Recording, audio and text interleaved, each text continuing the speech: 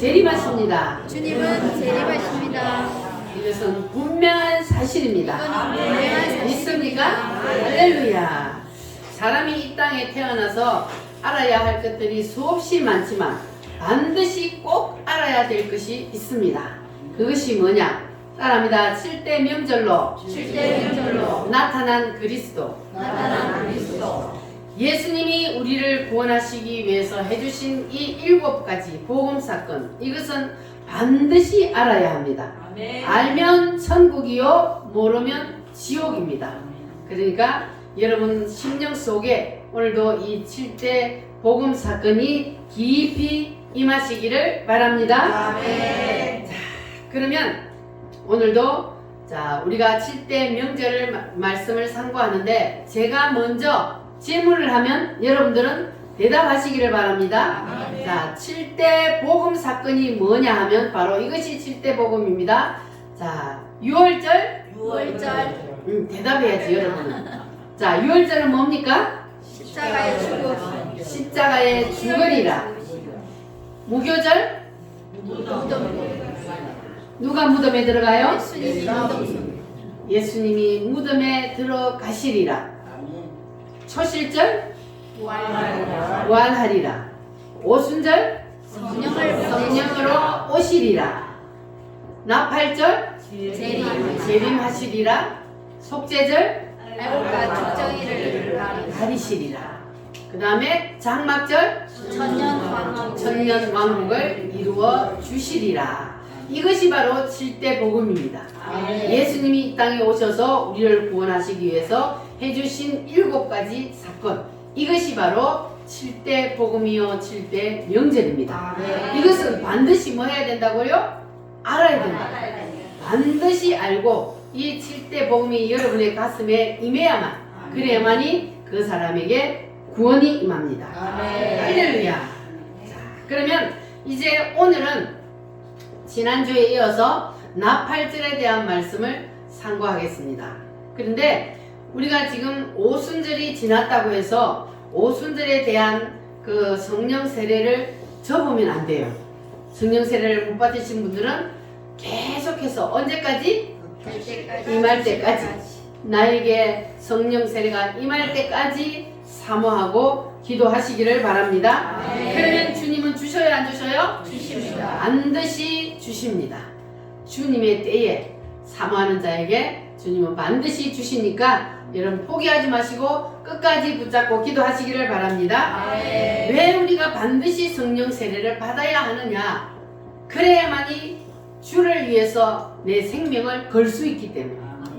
왜 주를 위해서 생명을 걸어야 하는지를 알게 되고, 그리고 누가 시키지 않아도 내가 혹시나 말을 잘못하여서, 내가 혹시나 행동 잘못하여서 주님의 이름을 욕되게 하지는 않을까 조심하게 되기 때문에, 그래서 우리는 반드시 성령 세례를 받아야 합니다. 할렐루야. 그러나 우리가 조심한다고 해서 실수를 안 할 수는 없습니다. 그러나 성령 세례를 받은 사람은 실수를 하면 빨리 뭘 한다고요? 회개를 한다고요. 이 속에서 성령님이 뭘 찌르기 때문에? 양심을 찌르기 때문에. 그래서 성령 세례를 받은 사람은 실수하고 죄를 지을 때에 빨리 하나님 앞에 회개를 하게 됩니다. 속에서 성령님이 아니야, 너 죄 지었어, 회개해야 돼 하고 속에서 자꾸 우리 심령을 건드려요. 그래서 회개하지 않으면 마음이 괴로워서 견딜 수가 없어. 그래서 빨리빨리 회개를 하게 됩니다. 할렐루야. 그래서 뭐 해야 된다고요? 성령 세례를 받아야 됩니다. 따라합니다. 빨리 회개합시다. 회개도 2가지가 있습니다. 우리는 보통 회개 그러면 하나님 앞에만 회개하면 그것으로 끝난다고 생각을 하는데 그것이 아닙니다. 또 누구에게 회개를 해야 돼요? 사람에게도 회개를 해야 합니다. 하나님 앞에 우리가 회개했다고 해서 그것으로 만약에 끝나버리면, 만약에 내가 다른 사람에게 실수하고 다른 사람에게 억울한 일을 당하게 했다면, 그러면 그 사람한테 내가 회개하지 않냐고 내가 잘못을 구하지 아니하면 그 사람이 나를 향하여서 이를 갈고 있다면, 그러면 하나님이 우리의 기도를 들어주시겠냐 그 말이에요. 그래서 우리가 하나님 앞에 잘못을 회개했으면 그러면 내가 사람들과도 내가 회개해야 할 것이 있으면 회개하고 갚아야 할 것이 있으면 갚고 이렇게 계산을 다 해야만 그래야만이 온전한 회개가 되는 겁니다. 이것이 바로 5대 제사에서 말하는 속건제입니다. 할렐루야. 자, 주님은 반드시 재림하십니다. 따라합니다. 주님은 재림하십니다. 재림하십니다. 자, 주님의 재림이 역사적으로 사실이라는 것을 오늘 다니엘서의 말씀을 통해서 가르쳐 드릴 테니까 여러분 이 말씀을 꼭 붙잡으시고 재림 신앙을 가지시기를 바랍니다. 아멘. 자, 고대에 바벨론이라는 큰 강대국이 있었습니다. 그런데 그 시대에 하나님이 이스라엘 백성들 주위에는 항상 뭐를 세워놨다 그랬어요? 그 막대기가 뭐요? 큰 강대국들을 주위에 항상 세워놓았습니다. 뭐 하려고? 잘못하면 자기 백성 삼으신 이스라엘이 하나님의 말씀을 떠나 우상을 섬기거나 잘못하면 그 강대국들을 들어서 매를 때리기 위해서 그래서 큰 강대국들을 항상 이스라엘 주위에 붙여놓고 그리고 하나님께서 이스라엘 백성들이 하나님의 뜻대로 말씀대로 살면 그 강대국들을 뭐 해요? 이스라엘에게 밥으로 줘요. 이스라엘 나라는 작지만 그러나 큰 강대국들을 다스리고 지배하게 만들고 그리고 그 강대국들이 감히 이스라엘을 쳐다보지도 못하게 침범할 생각도 못하게 두려운 마음을 준단 말이에요. 뭐 할 때는? 하나님의 말씀대로 뜻대로 이스라엘 백성들이 그렇게 살 때는 그렇게 하다가 만약에 이스라엘 백성들이 하나님의 뜻을 거역하고 하나님의 의도에서 빗나가면 바로 어떻게 한다고요? 그 강대국들을 이스라엘을 치게 만들어. 그래서 하나님이 이스라엘 백성들에게는 이렇게 항상 강대국들을 붙여 놓았다 그랬어요. 그러면 우리가 생각할 때 이 구약 성경을 읽으면 계속해서 이스라엘 백성들이 죄를 지었다가 또 하나님 앞에 회개하면 하나님이 또 용서해 줬다가 그리고 또 번성하고 또 잘 살게 되면 또 하나님을 잊어버리고 우상을 섬기고 계속해서 이스라엘 백성들이 그와 같은 일을 반복하는데 여러분은 성경 읽을 때 아니 바보 같은 것들이 그냥 말 잘 들으면 될 텐데 왜 이렇게 말을 안 들어가고 맨날 이렇게 얻어터질까 그런 생각 안 해보셨어요? 그런데 그 이스라엘 백성들이 바로 오늘날에 누구예요? 바로 우리요, 나요. 그 사람들이 바로 나라고 하나님이 우리에게 복을 주시고 우리가 잘 살게 되고 번성하게 되면 그러면 하나님을 잊어버려 하나님의 의도에서 빗나가는 삶을 산단 말이에요. 그러다가 또 뭐해요? 얻어터져요. 하나님은 공의의 하나님이라서 잘하고 하나님의 뜻대로 살 때는 하나님께서 복을 주시지만 또 하나님의 말씀에 어긋나는 삶을 살면 하나님께서는 반드시 뭘 해요? 매를 들어요. 그래서 공의의 하나님이라 그럽니다. 자, 그러니까 우리는 하나님께서 우리 인간을 다스리는 방법이 구약 성경을 보면은 우리도 하나님이 이렇게 다스려 간다는 것을 우리는 늘 알아야 하고 그래서 공의의 하나님이 우리를 늘 불꽃 같은 눈으로 지켜보고 계신다는 것을 우리는 알아야 합니다. 그래서 우리는 늘 하나님이 나를 보고 계신다는 그러한 생각으로 우리가 늘 살아야 돼요. 안 그러면 우리가 하나님의 말씀에서 빗나가기 때문에 자, 그런데 하나님께서 이스라엘 백성들은 본 자손들이잖아요. 본 자손들. 하나님이 이스라엘 백성들을 택해서 너는 내 것이라 불러주셔서.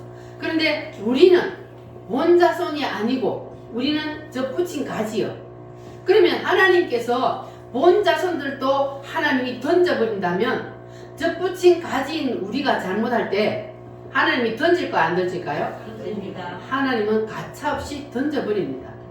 본 자손들도 하나님이 잘못할 때 매를 들고 이방 나라들에 던져버렸던 것처럼 우리도 물론 하나님이 우리도 택하여서 우리도 너는 내 것이라 하나님의 백성으로 하나님의 자녀로 삼아 주셨지만 우리는 이방인들로 접붙인 가지입니다.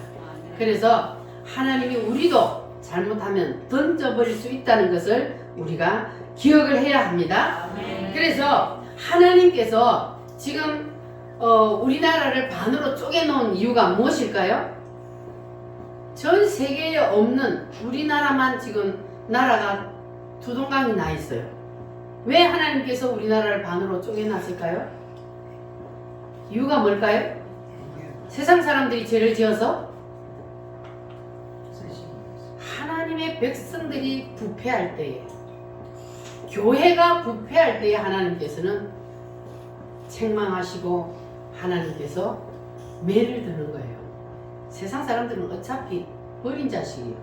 그런데 교회가 부패할 때 하나님께서는 매를 든다는 것을 우리가 알아야 합니다. 그래서 이 나라가 지금 두동강이 나 있는 이유는 바로 교회가 부패했기 때문에.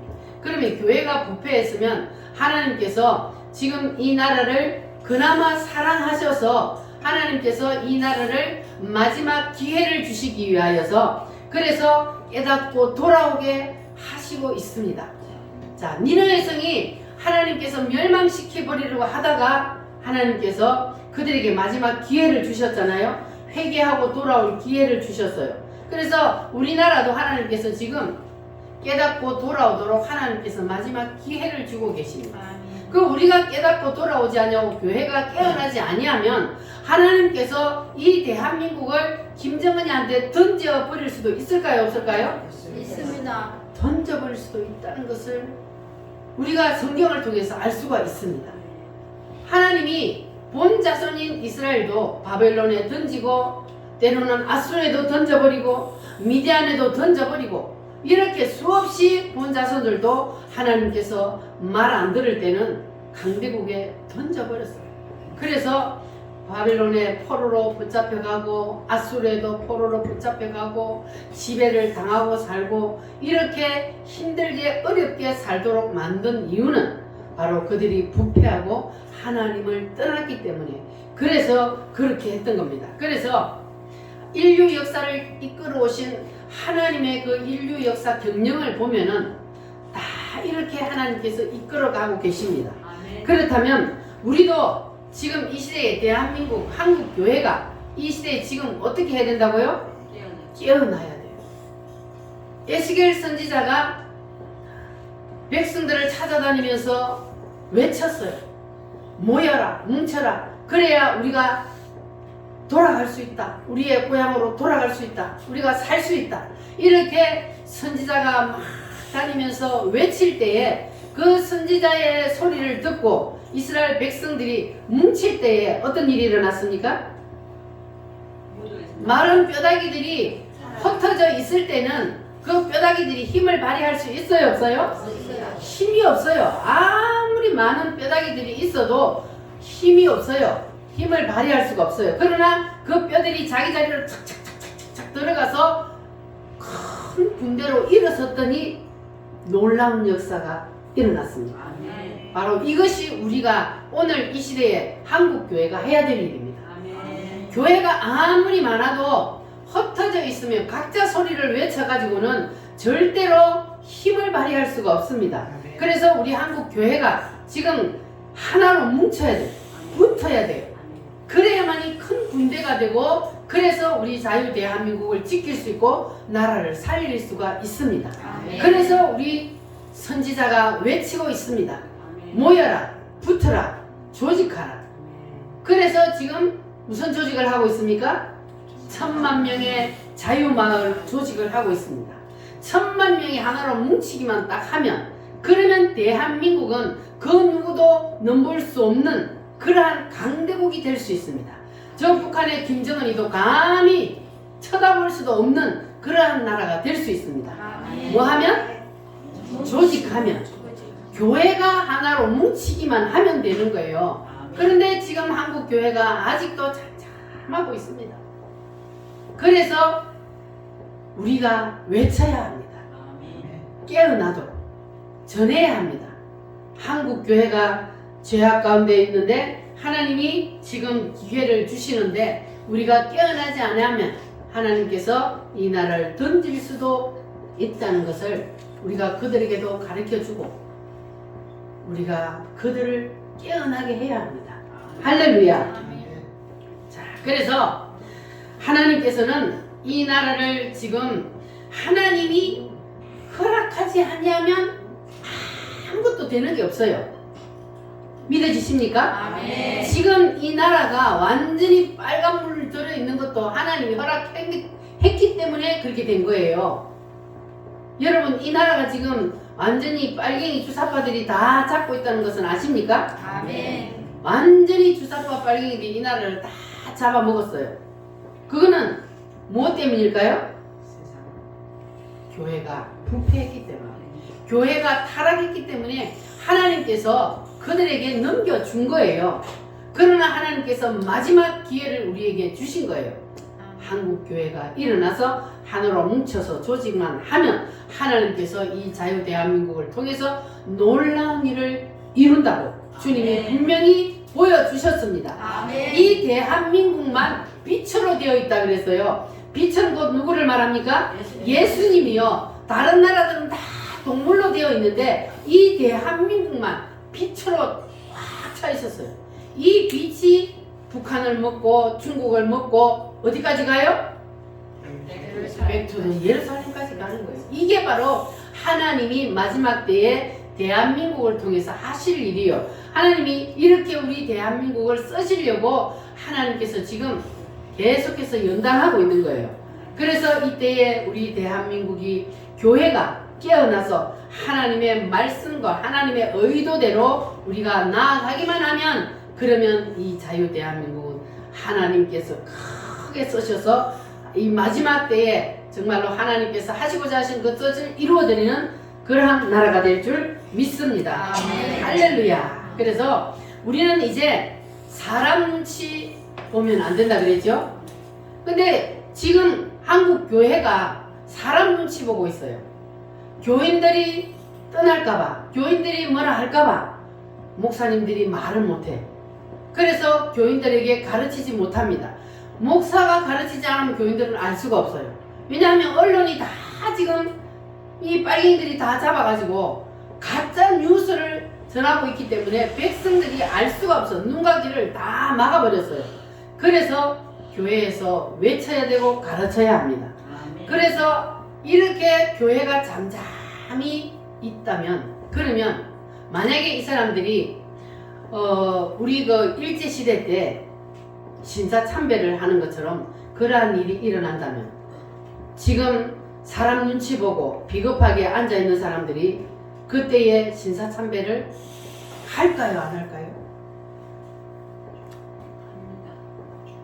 비겁한 사람들은 기회주의자예요.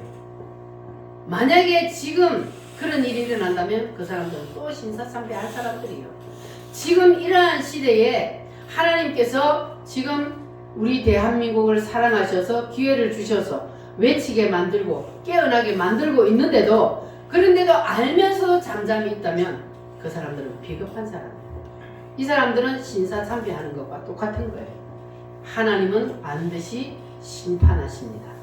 그래서 우리는 절대로 사람 눈치 보면 안 되고 하나님의 눈치만 보며 살아야 합니다.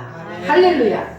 그래서 우리 우물교회는 하나님께서 이 시대에 우리를 뽑아주셨어요. 아멘. 지금 이 남해에도 교회가 60개가 넘어요. 그런데 지금 이 일을 하는 교회는 우물교회밖에 없어요. 아멘. 그래서 여러분들이 여기 붙어 있다는 것은 하나님의 큰 은혜와 복인 줄 믿으시기를 바랍니다. 그래서 우리는 어떤 일이 있어도 절대로 사람의 눈을 살피지 아니하고 생명의 위협이 올지라도 우리는 주님만 바라보고 우리가 하나님의 뜻을 붙잡고 나아가야 할 줄 믿습니다. 아멘. 할렐루야. 어느 민족 누구에게나 결단할 때 있나니. 우리 찬양합니다.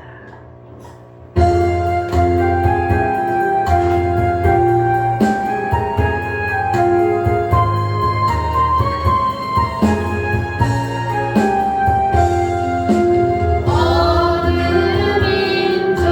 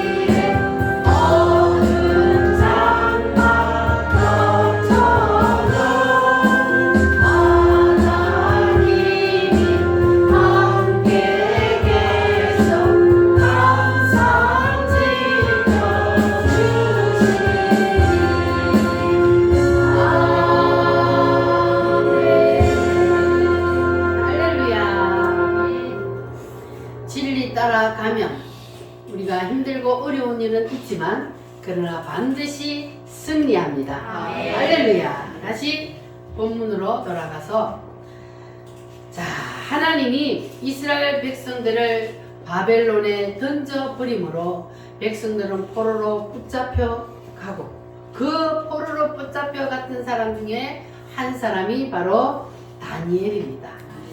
자, 그런데 그 나라에 느부갓네살이라고 하는 왕이 있었습니다. 그 왕이 하루는 꿈을 꾸었는데 무슨 꿈을 꾸었다 그랬습니까? 큰 뭘 봤어요? 큰 동상을 보았습니다. 자, 머리는 무엇이요? 금이요. 가슴은 뭐요? 은이요. 배는 뭐요? 노시요. 다리는? 철이요.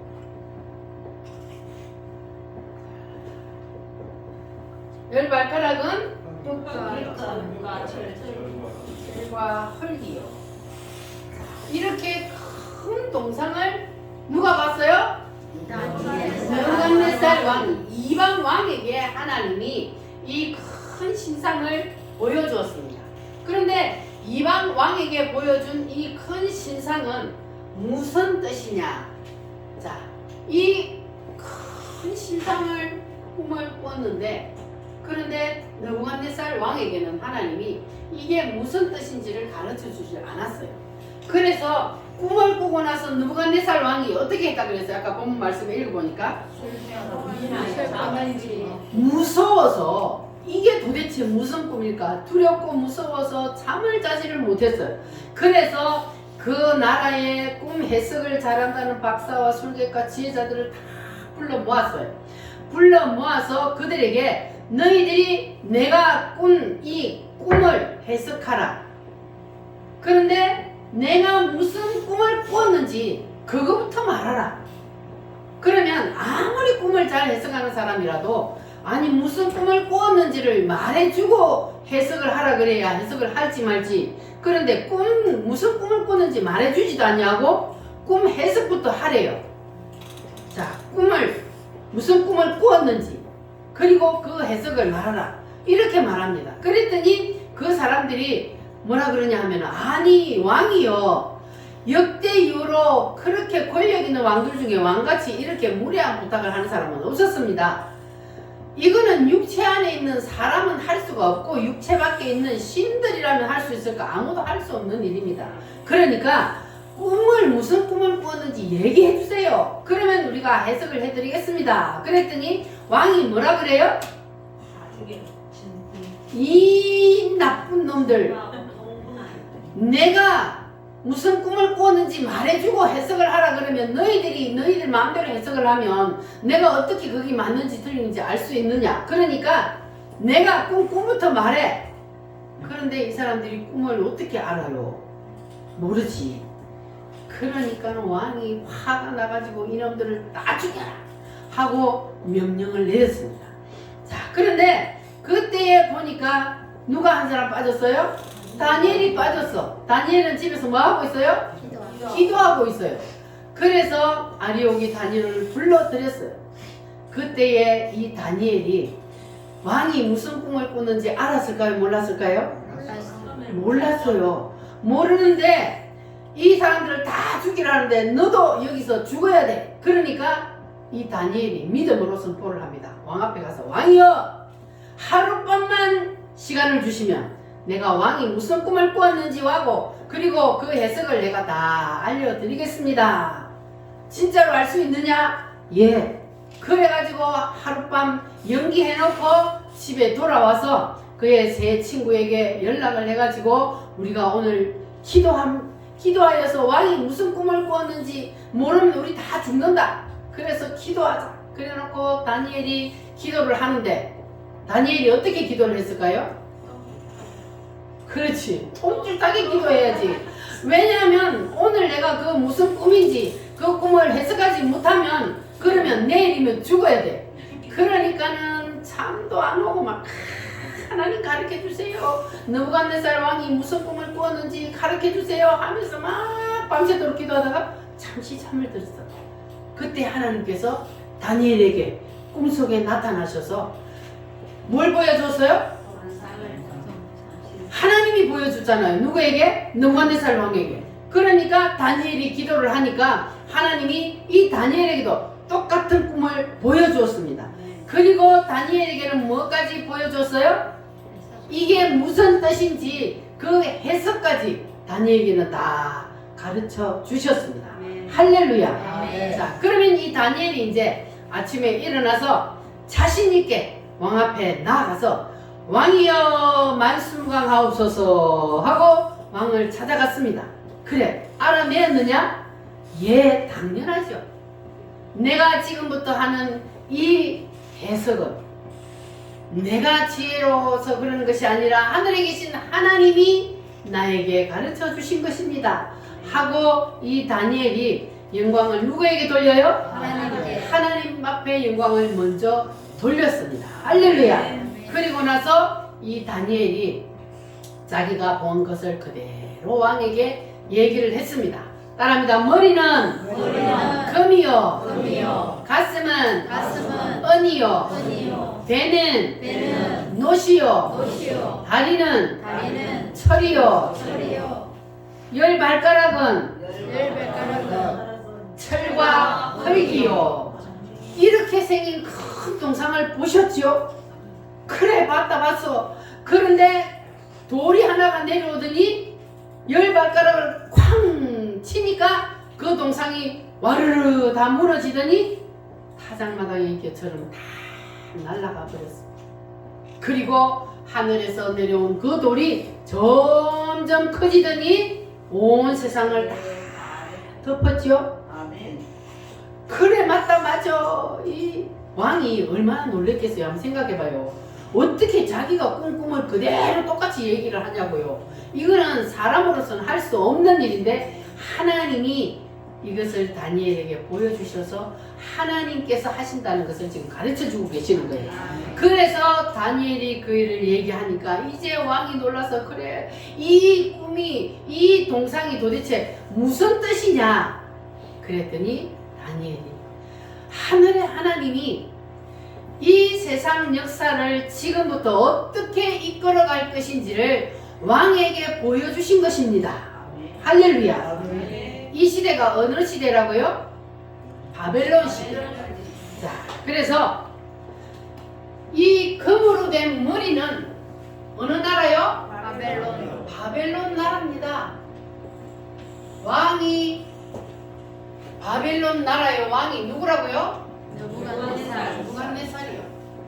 이 느부갓네살에게 하나님이 이 동상을 보여줬는데 이 시대로부터 시작을 해서 앞으로 역사가 어떻게 이루어져서 어떻게 끝난다는 것을 누구에게 보여줬다고요? 느부갓네살 왕에게 보여줬다고요. 자, 그래서 왕이 지금 이끌어가는 이 바벨론 제국이 영원히 가는 것이 아니라 이 나라보다 조금 못한 나라, 무슨 나라? 은혜 나라가 나타나서 왕의 나라는 망하고 그리고 이 은혜 나라입니다. 메디아와 페르시아. 그래서 메데 파사라는 나라가 나타나서 누구를 무너뜨려요? 바벨론을 무너뜨려요.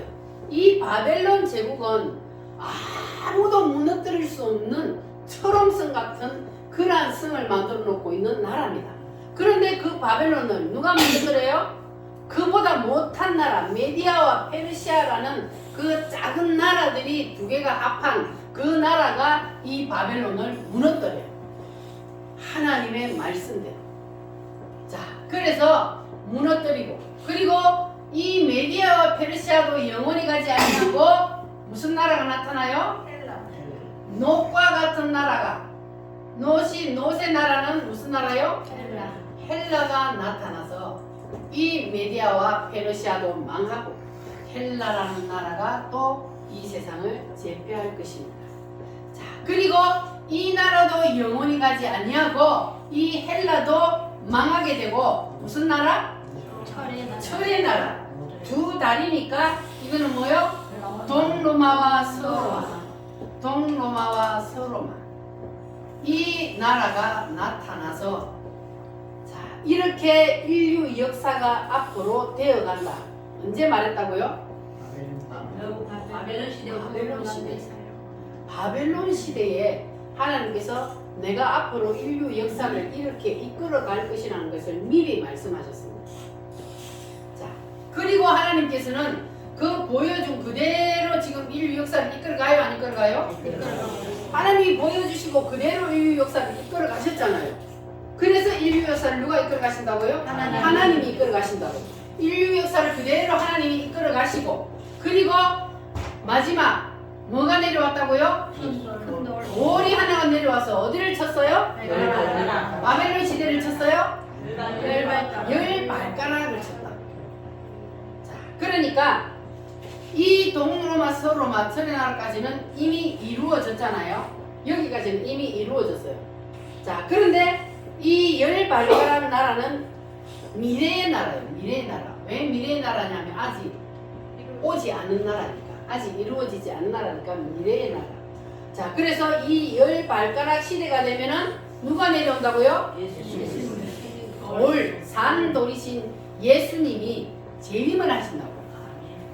자, 그래서 예수님의 재림은 인류 역사적으로도 확실합니다. 왜냐하면 이 역사가 이렇게 이루어진다는 것을 하나님이 바벨론 시대에 이미 보여주시고 인류 역사를 그대로 이끌어 오셨습니다. 그렇다면 마지막 하나 남은 이 열 발가락의 나라도 반드시 이루어진다는 것을 우리가 알아야 됩니다. 이 열 발가락 시대가 되면은 무슨 일이 일어난다고요? 예수님이 재림을 한다. 예수님이 재림을 해요. 믿습니까?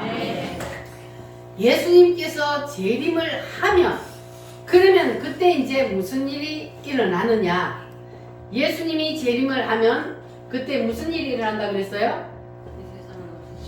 세상이 자 아까 돌이 내려왔다요.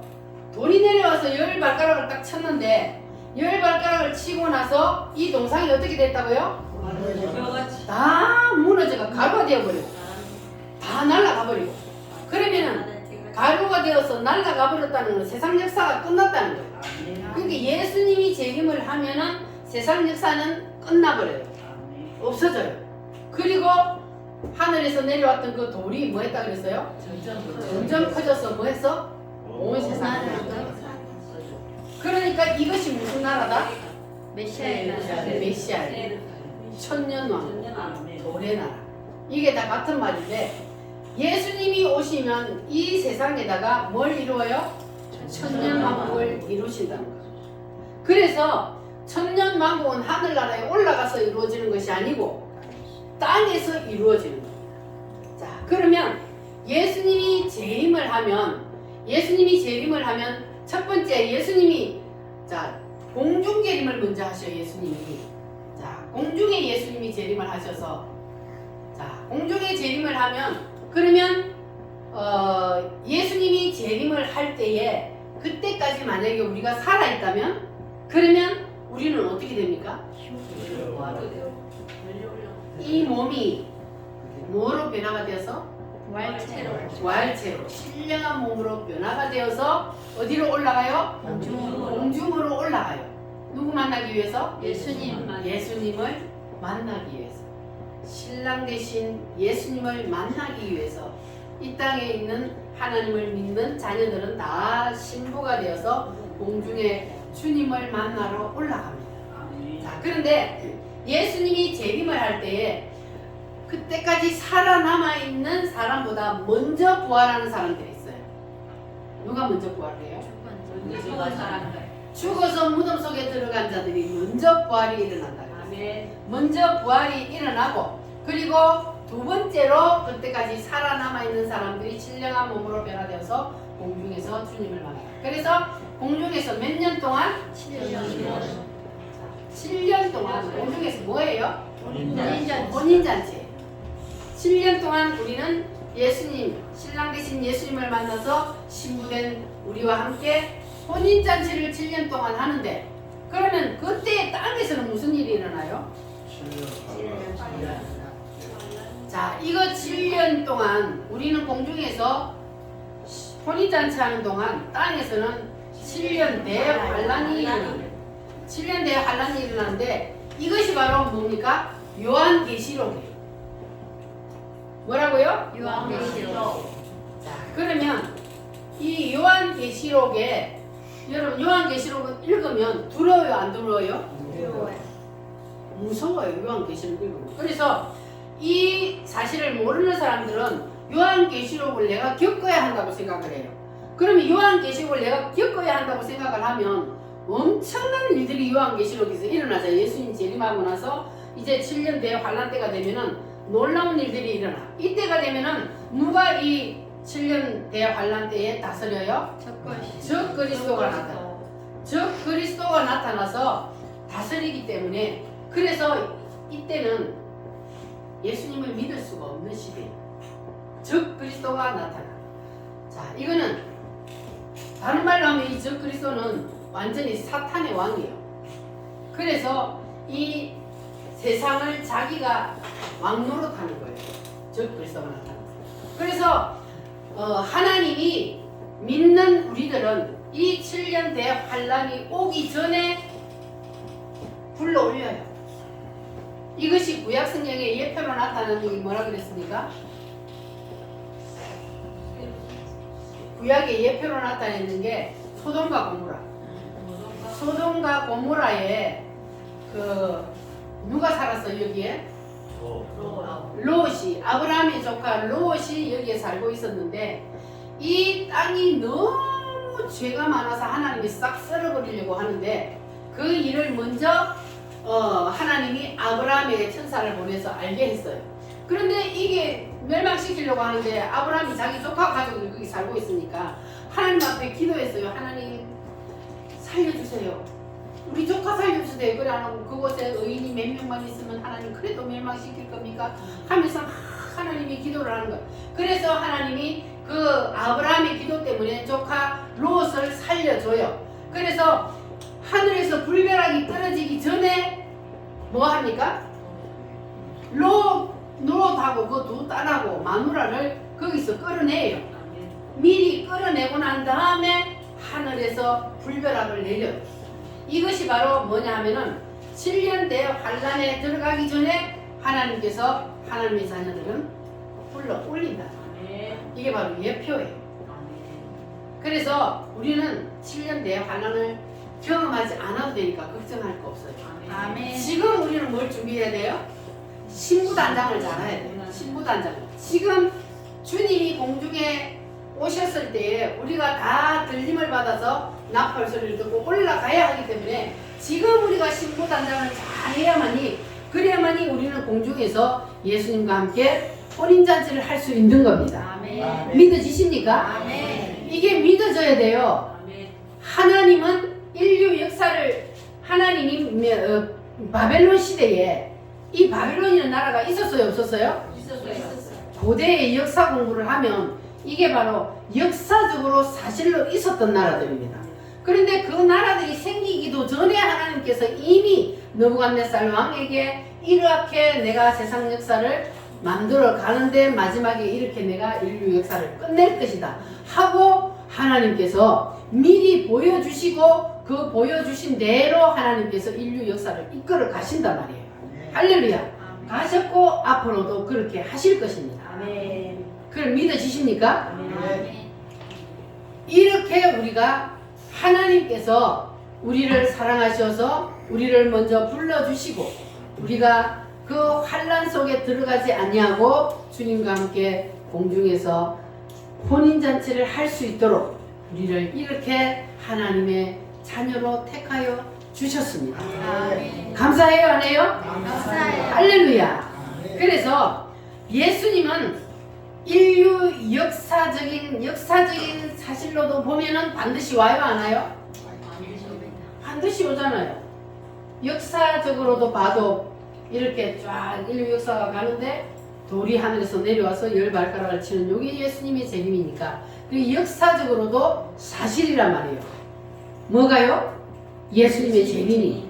예수님의 재림은 역사적으로도 사실입니다. 아멘. 그래서 우리가 사도행전을 보면 초대교회 성도들이 우리가 아까 마라나타 하고 찬송을 불렀죠. 마라나타 무슨 뜻이에요? 주 예수여 어서 오시옵소서. 그게 마라나타 뜻이에요. 그래서 주 예수여 어서 오시옵소서. 왜냐하면 예수님이 가시면서 내가 다시 오리라 했거든요. 그래서 사도행전의 이 성도들은 예수님이 곧 오시리라 했기 때문에 곧 오신다고 생각을 하고 그리고 예수님이 오시기만을 고대하며 사모하며 살았습니다. 자, 그런데 그 성경시대뿐만 아니고 우리나라도 믿음의 조상들이 옛날 일제시대, 일제강점기 때 얼마나 환난과 핍박이 심했습니까? 예수님을 믿으면 주고 예수님을 안 믿는다고 하면 살려줘.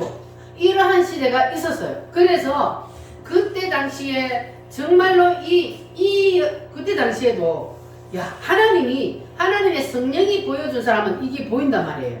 우리가 마지막 가야 할 이 마지막 새 예루살렘 천년왕국이 보이기 때문에 그때 우리 믿음의 조상들 대표적인 사람이 누구요? 주기철과 손양원 이런 목사님들 그리고 수많은 성도들이 그때 순교를 당했잖아요. 그 사람들은 이거를 봤던 거예요. 그러니까 나는 절대로 예수님을 버릴 수 없습니다. 배신할 수 없습니다. 그러면서 죽잖아요. 그게 사람의 힘으로 된다 그랬어요? 안 된다 그랬어요? 안 된다 그랬어요. 그런데 우리 믿음의 선조들도 그런 일을 했어요. 그러면 성령님이 그들 속에 계셨어요? 안 계셨어요? 성령님이 그들 속에 계셨기 때문에 성령님이 그들에게 그러한 힘을 주셔서 그들이 주를 위해서 생명을 던질 수 있었던 겁니다. 그래서 그들이 보면은 주 예수여 어서 오시옵소서 하고 고대하며 사모하며 주님이 오실 날을 기다리고 있었단 말이에요. 그래서 그들이 그 만드는 찬송이 있어요. 자, 그러면 우리도 주님이 어서 오시기를 사모하고 그래 그들의 마음을 공유하면서 낮에나 밤에나 눈물 머금고 주 예수님 오시기만을 포대합니다. 우리 한번 찬송 부르겠습니다.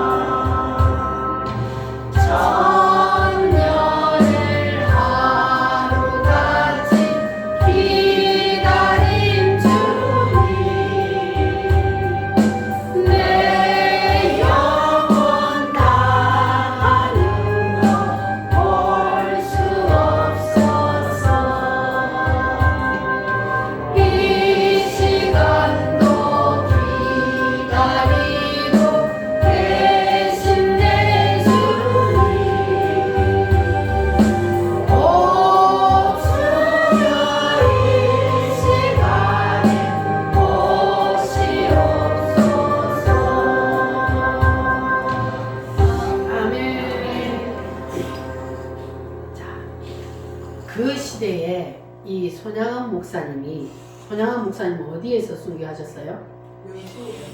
여수. 여러분 여수 애양원 아시죠? 거기에 저기 손양호 목사님 순교하셔서 거기에 묘지가 다 있는데 그때는 무슨 시대냐 하면은 여순 반란 사건이 일어났을 때 순교를 했습니다. 그 여순 반란 사건이 무엇 때문에 일어났습니까? 빨갱이들이 이 나라를 전복시키기 위해서 일어났던 일입니다. 그래서 그 빨갱이들이 예수 믿는 사람들을 먼저 죽였어요. 그래서 그때에 그 두 아들도 죽고 그리고 손양호 목사님도 죽었습니다. 그러면 그 사람들도 우리와 똑같은 사람인데 그 사람들이 어떻게 예수님을 부인하지 않냐고 떳떳하게 죽을 수 있었을까? 그 사람들은 인간의 눈치 보지 않냐고 누구 눈치 봤기 때문에? 하나님만 바라봤기 때문에. 그래서 주님을 위해서 생명을 던질 수 있었던 겁니다. 그래 지금은요 잠잠할 때는 지금은 우리가 얼마나 살기가 좋아요. 예수 믿는다고 누가 핍박을 하기를 해. 예수 믿는다고 죽이기를 해. 그런데 이렇게 잠잠할 때는 누가 알곡인지 쭉증인지 몰라요. 흔들어 봐야 돼.